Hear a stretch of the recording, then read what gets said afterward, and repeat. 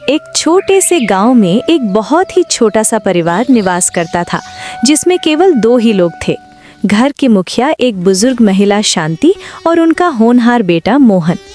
मोहन अपने अथक परिश्रम और सच्चाई से पूरे घर की जिम्मेदारी संभालता था। वो पेशे से एक साधारण लकड़हारा था। जो भी थोड़ी बहुत आमदनी होती, उसी से वो अपने घर का खर्च बड़ी ही सादगी और संतोष के साथ चलाता था। बेटा मोहन, तेरे बाबूजी को गुजरे हुए एक लंबा अरसा बीत चुका है।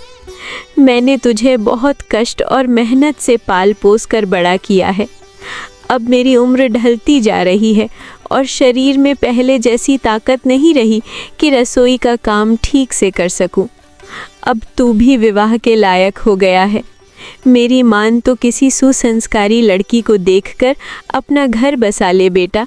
इससे मुझे भी बुढ़ापे में एक सहारा मिल जाएगा। अरे माँ, आप भी क्या बात लेकर बैठ गईं? सिर्फ उम्र बड़ी हो जाने से कोई विवाह थोड़ी कर लेता है। अभी मेरे पास आमदनी का कोई पक्का और अच्छा साधन भी तो नहीं है। ऐसे में कौन पिता अपनी बेटी मुझे देगा? मैं तो बस किसी तरह पास के जंगल से लकड़ियां काट कर लाता हूं और उन्हें बाजार में बेचकर जो थोड़े से पैसे मिलते हैं, उसी से घर का खर्च खींच तान कर चलता है। और आप शादी के सपने देख रही हैं। तो फिर मैं क्या करूं मेरे बच्चे? अब मेरे हाथ पैर पहले की तरह नहीं चलते। थोड़ा सा भी काम कर लूं तो हाँफने लगती हूँ। तेरे बाबूजी के जाने के गम और भविष्य की चिंताओं ने मुझे समय से पहले ही बूढ़ा कर दिया है। वैसे तेरी बात भी अपनी जगह एकदम सही है। बिना किसी अच्छे रोजगार के शादी कैसे हो सकती है? हाँ माँ, मैं अपनी तरफ से पूरी जी जान लगाकर मेहनत कर रहा हूँ। देखना, एक दिन हमारे जीवन में भी सुख के दिन जरूर आएंगे। जब तक मैं काम पर बाहर रहता हूँ, आप आराम से घर पर रहना। मैं काम से लौटकर घर के सारे काम खुद निपटा लूंगा। अभी मैं अपनी कुल्हाड़ी लेकर काम पर निकल रहा हूँ। रसोई में राशन खत्म हो गया है। लौटते वक्त मैं बाजार से कुछ सामान भी लेता आऊंगा। अपनी माँ को तसल्ली देकर मोहन हाथ में कुल्हाड़ी उठाता है और रोज की तरह काम पर निकल पड़ता है। अरे मोहन भाई, मैं तो तुम्हारे घर की तरफ ही आ रहा था। बढ़िया हुआ जो तुम मुझे रास्ते में ही मिल गए। असल में 4 दिन बाद मेरे घर पर एक बड़ा धार्मिक आयोजन है, जिसके लिए मुझे काफ़ी लकड़ियों की ज़रूरत पड़ेगी। मैंने सोचा, जब मेरे गांव में ही तुम्हारे जैसा परिश्रमी इंसान है, तो मैं किसी और के पास क्यों जाऊं? हाँ, ध्यान रखना, लकड़ियाँ थोड़ी ज़्यादा लगेंगी, क्योंकि पूजा हवन के अलावा मेहमानों का खाना भी बनेगा। तुम पैसों की बिल्कुल फिक्र मत करना। मैं तुम्हारी मेहनत का एक एक पैसा चुका दूंगा। सुरेश की ये बात सुनकर मोहन का चेहरा खिल उठता है। अगर उसे इसी तरह सीधे काम मिल जाए तो उसे बाजार में ग्राहकों के इंतजार में अपना कीमती समय बर्बाद नहीं करना पड़ेगा। अरे सुरेश भाई, तुमने तो आज सुबह सुबह मेरा दिन बना दिया। तुम्हारा बहुत बहुत शुक्रिया। तुम बिल्कुल बेफिक्र रहो। मैं सबसे उम्दा लकड़ियां काटकर खुद तुम्हारे घर तक पहुंचा दूंगा। अगर गांव के बाकी लोग भी तुम्हारी तरह सोचने लगे तो मुझे बाजार में घंटों खाली नहीं बैठना पड़ेगा। उस बचे हुए समय में मैं और लकड़ियां काट सकूंगा। खैर सुरेश, अब मैं सीधा जंगल की तरफ निकलता हूं ताकि काम समय पर पूरा हो सके। ठीक है मोहन, तुम शाम ढलने से पहले लकड़ियाँ मेरे घर रखवा देना। वैसे भी तुम मेरे घर वाले रास्ते से ही होकर गुजरोगे, तो चलो कुछ दूर तक हम साथ ही चलते हैं।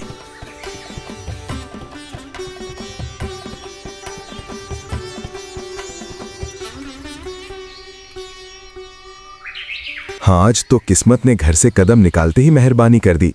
अगर ऐसे ही रोज काम मिलने लगे तो लकड़ियों का एक बड़ा व्यापार शुरू करने का मेरा जो सपना है वो बहुत जल्द सच हो जाएगा। लेकिन किस्मत का कोई क्या भरोसा। आज घर के बाहर ही ग्राहक टकरा गए, क्या पता कल बाजार में भी कोई ना मिले। अरे मैं भी बेकार में कैसी उल्टी सीधी बातें सोच रहा हूँ। मुझे बस अपने काम पर ध्यान देना चाहिए।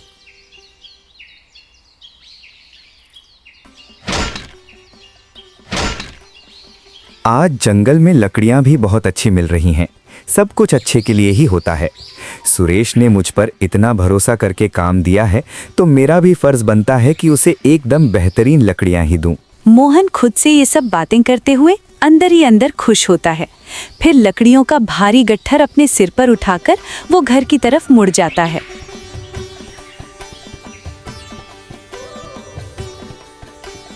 माँ, आपको एक बात बताऊं?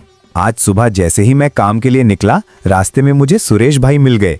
उन्होंने मुझे एक मुश्त काफी लकड़ियां लाने का काम दे दिया। इसी वजह से आज मुझे बाजार जाकर ग्राहकों की राह नहीं देखनी पड़ी और उन्होंने मुझे काम के बदले बहुत अच्छे पैसे भी दिए, जिससे आज दिल को बहुत सुकून मिला।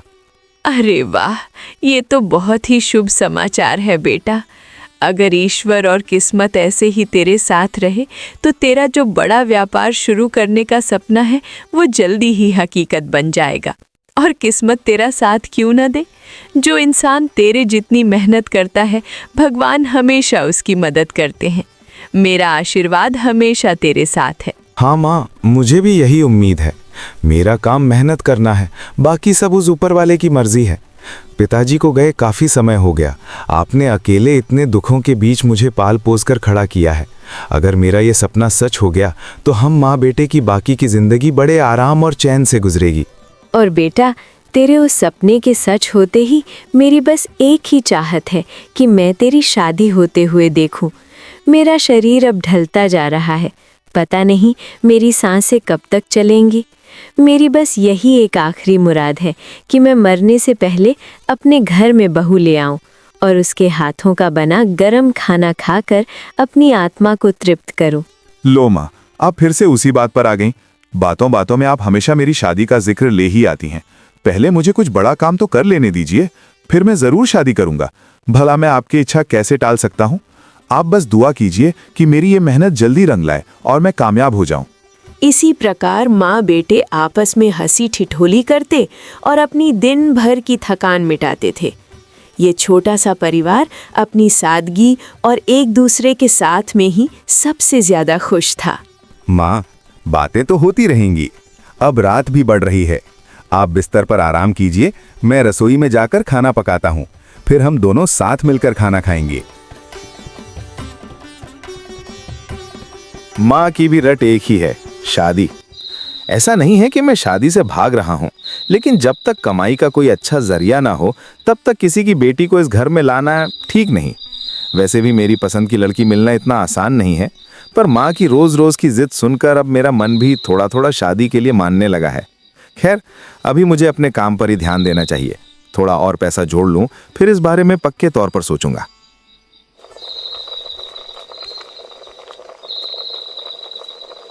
माँ, खाना बिल्कुल तैयार है, आ जाइए। हम दोनों आराम से बैठकर खाना खा लेते हैं और फिर सो जाएंगे। कल सुबह मुझे फिर लकड़ियाँ काटने जंगल भी तो जाना है। हाँ हाँ मेरे लाल, चलो अब भोजन कर ही लेते हैं।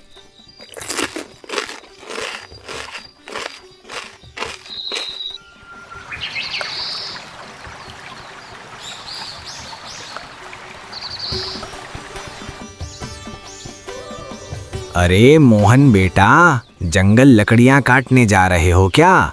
असल में मुझे भी कुछ लकड़ियों की आवश्यकता थी, तो मैंने सोचा कि तुमसे ही ले लूं। जब अपने गांव में ही तुम हो तो मैं किसी बाहर वाले के पास क्यों जाऊं? बस इसी काम के लिए मैं तुम्हारे घर की तरफ आ रहा था। तुम ऐसा करना बेटा, आज शाम तक अच्छी सूखी लकड़ियाँ मेरे घर पहुँचा देना। अरे काका जी, आप बिल्कुल भी परेशान मत होइए। मैं आज शाम ढलने से पहले सबसे उम्दा लकड़ियां आपके आंगन में पहुंचा दूंगा।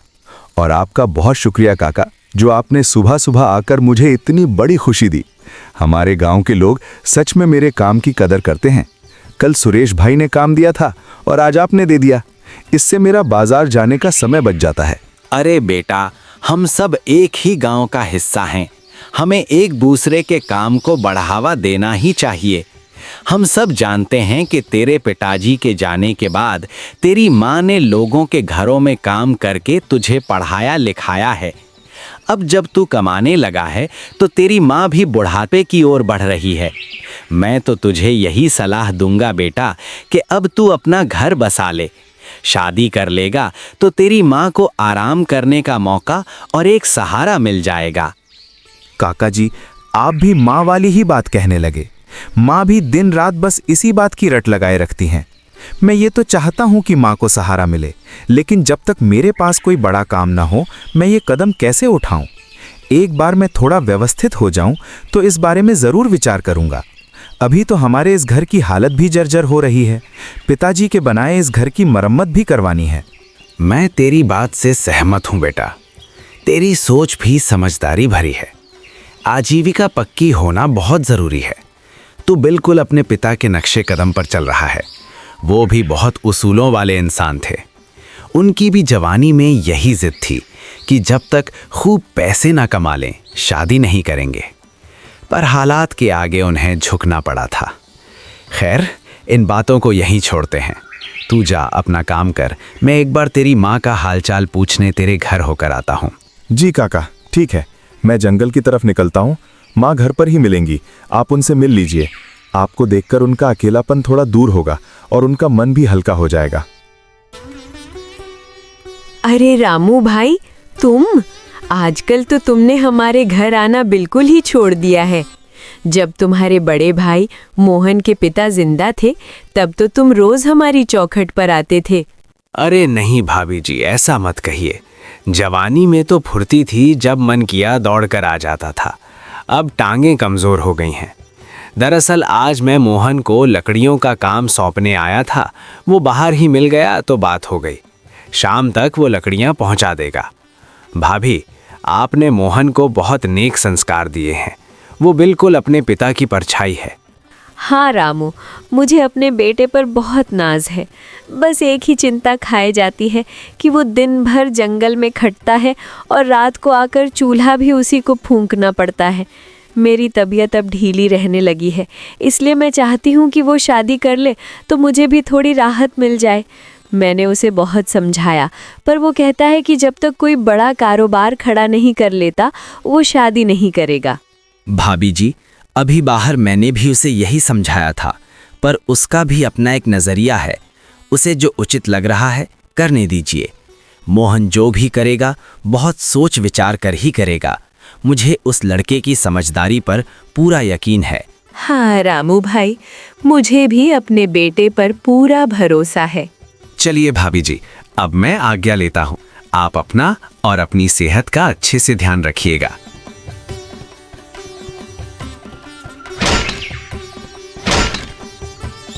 रामू काका ने जो काम सौंपा था उसके लिए लकड़ियां तो लगभग तैयार हैं। कल और आज लगातार सुबह सुबह ही मुझे बढ़िया ग्राहक मिल गए और लकड़ियां भी उम्दा मिल रही हैं। अगर ऐसे ही किसी दिन कोई अच्छा रिश्ता भी घर आ जाए तो माँ की रोज रोज की रट भी पूरी हो जाए। रही बात व्यापार बढ़ाने की, तो वो मैं विवाह के बाद भी कर ही सकता हूँ। माँ घर में अकेली रहती हैं, मुझे उनकी फिक्र भी तो करनी है। खैर, इन सब ख्यालों को अभी दरकिनार करता हूँ। ये लकड़ियाँ रामू काका के घर पहुँचाकर मैं भी अपने घर लौट जाऊँगा।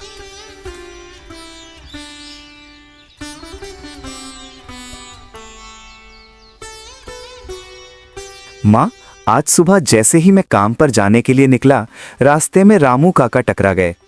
उन्होंने मुझे काफ़ी लकड़ियाँ लाने का काम दिया और कहा कि वे आपसे भी मिलने आएंगे। फिर मैं जंगल की तरफ निकल गया था। मुझे लगता है वो आपसे मिलकर गए होंगे, है ना? हाँ बेटा, रामू भाई आज घर आए थे। जब तेरे पिताजी इस दुनिया में थे तब रामू काका अक्सर हमारे यहाँ आया करते थे, लेकिन उनके जाने के बाद तो जैसे उनका आना जाना छूट ही गया था। आज वे आए, थोड़ी बहुत बातें हुई तो दिल को बड़ा सुकून मिला। और हाँ, उन्होंने बताया कि बाहर रास्ते में उन्होंने तुझसे भी तेरी शादी के बारे में बात की थी। हाँ माँ, आजकल तो जिसे देखो वही मेरी शादी की चर्चा करने लगा है। इसलिए अब मैंने भी मन बना लिया है कि अगर कोई अच्छी और संस्कारी लड़की मिल जाए तो आपकी ये मुराद पूरी कर ही दूं। शादी के बाद भी मैं अपने सपनों को पूरा करने के लिए जी तोड़ मेहनत करता रहूंगा। और आप भी तो बार बार बीमार पड़ जाती हैं, तो मेरी गैर मौजूदगी में आपकी देखभाल के लिए घर में किसी सदस्य का होना बहुत लाजिमी है। मेरे प्यारे बेटे, आखिरकार तुझे मेरी बात समझ में आ ही गई। ये जानकर मेरे दिल को बड़ी तसल्ली मिली। मैं भी तो यही चाहती थी कि तू पहले अपने पैरों पर अच्छी तरह खड़ा हो जाए, फिर अपना घर बसाए। लेकिन घर में अकेले वक्त काटना मेरे लिए बहुत मुश्किल हो जाता है। इसीलिए मैं तुझसे बार बार शादी की रट लगाती थी। आज मुझे सचमुच बड़ी शांति मिली कि तूने मेरी परेशानी समझ ली। अब बस एक गुणी लड़की मिल जाए, फिर मुझे कोई फिक्र नहीं रहेगी।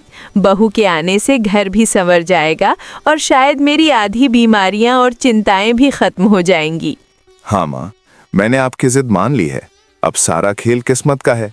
अगर कोई अच्छी लड़की मिल गई तो आपकी मुराद पूरी हो जाएगी और मुझे भी काम पर जाते वक्त आपकी कोई फिक्र नहीं सताएगी। बहू घर पर आपके पास रहेगी तो मैं भी निश्चिंत होकर अपने काम पर ध्यान लगा सकूंगा। हाँ बेटा, मुझे भी घर में किसी का साथ मिल जाएगा, वरना अकेले बैठे बैठे मेरा मन बहुत घबराता है। बहू आ जाएगी तो उसके साथ गपशप कर लिया करूंगी, वक्त भी आसानी से कट जाएगा और मन भी लगा रहेगा। हाँ माँ, ये सब ठीक है। फिलहाल इन बातों को यहीं रोकते हैं, जो किस्मत में होगा देखा जाएगा। अभी मैं रसोई में जाकर खाना पका लेता हूँ, उसके बाद हम दोनों साथ बैठकर खाना खाएंगे और सो जाएंगे। कल सुबह फिर मुझे रोजाना की तरह जंगल लकड़ियाँ काटने जाना है।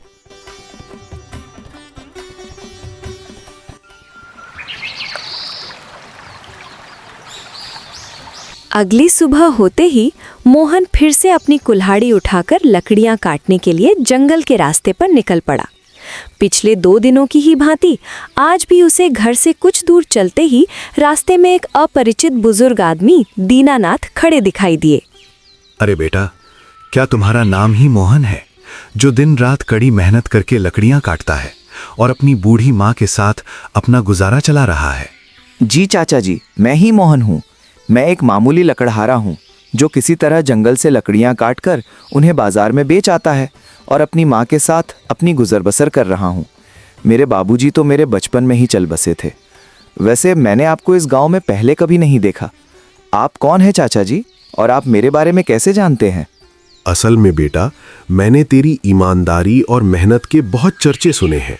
तू बड़ी लगन और सच्चाई के साथ अपना काम करता है। आज तक किसी भी इंसान ने तेरी दी हुई लकड़ियों में कोई खोट नहीं निकाला है।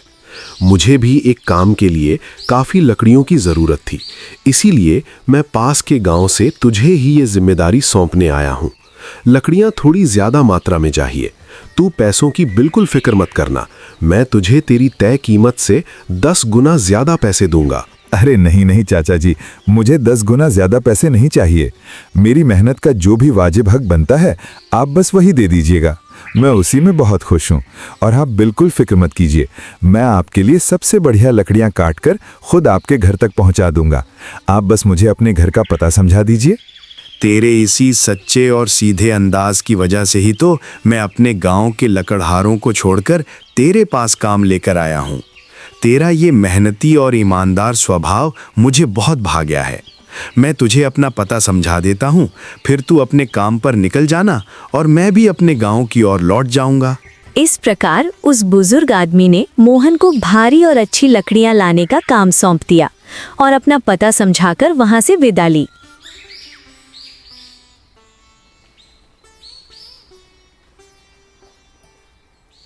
मन ही मन सोचते हुए, आजकल पता नहीं क्या बात है, मेरी तो रोज जैसे लॉटरी लग जाती है। घर से बाहर कदम रखते ही काम का नया ऑर्डर मिल जाता है। बाकी कुछ हो या ना हो, इन दिनों मेरा मन बड़ा प्रसन्न रहता है। अब मैं भी जंगल की ओर कदम बढ़ाता हूँ। उन चाचा जी ने दूसरे गांव से आकर मुझ पर जो विश्वास दिखाया है, उससे बढ़कर मेरे लिए और क्या खुशी की बात हो सकती है। मोहन खुद से ये बातें करता हुआ जंगल की ओर तेजी से चल पड़ता है।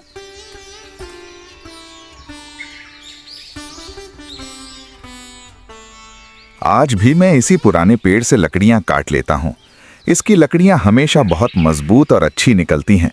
जब उन चाचा जी ने मुझ पर इतना भरोसा जताया है तो उन्हें सबसे उम्दा लकड़ियां देना तो मेरा फर्ज बनता है। मैं जल्दी जल्दी लकड़ियां काट लेता हूं, फिर थोड़ा सुस्ताकर उन्हें लेकर सीधा चाचा जी के घर पहुंच जाऊंगा।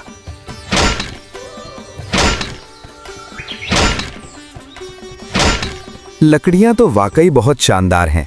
चाचा जी इन्हें देखकर बहुत प्रसन्न होंगे और मुझे भी तसल्ली मिलेगी कि मैंने उनका भरोसा नहीं तोड़ा। पिताजी, आप जहां कहीं भी होंगे यकीनन मुझे देख रहे होंगे। देखिए ना, आपके बेटे की किस्मत आजकल कितनी मेहरबान है। रोजाना घर से निकलते ही काम मिल जाता है। आज अगर आप हमारे बीच होते तो कितना सुख मिलता। खैर, आप जहां भी हों बस खुश रहें। अब मैं ये गट्ठर उठाकर चाचा जी के घर पहुंचा आता हूँ। मोहन लकड़ियों का भारी गट्ठर लेकर उस बुजुर्ग आदमी के घर पहुंचता है। अरे मोहन बेटा, तू तो इतनी जल्दी लकड़ियां काट कर ले भी आया।